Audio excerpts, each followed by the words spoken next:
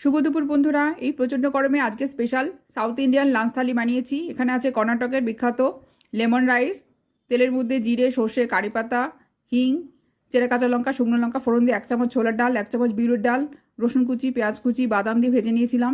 আর সেদ্ধ করা ভাত দিয়েছিলাম, নুন, হলুদ গুঁড়ো, লেবুর রস, গ্রেট করা লেবুর খোসা দিয়েছিলাম।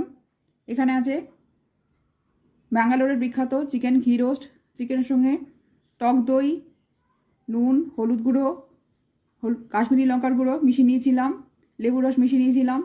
তারপর ভেজেছি ঘি, কারি পাতা দিয়ে আর দিয়েছি থেতো করা পেঁয়াজ, রসুন, আদা আর দিয়েছি রোস্ট করা জিরে, ধনে, মেথি, লবঙ্গ, গোলমরিচ, শুকনো লঙ্কা, শেষে ঘি ছড়িয়েছিলাম। এখানে আছে কর্ণাটকের বিখ্যাত কাঁচা আম দিয়ে মিক্সড ভেজিটেবল সাম্বার। এটা লাউ, ঢ্যাঁড়স, বেগুন, টমেটো, সজনে ডাঁটা দিয়ে করেছি। আর দিয়েছি পেঁয়াজ কুচি, রসুন কুচি, সাম্বার পাউডার।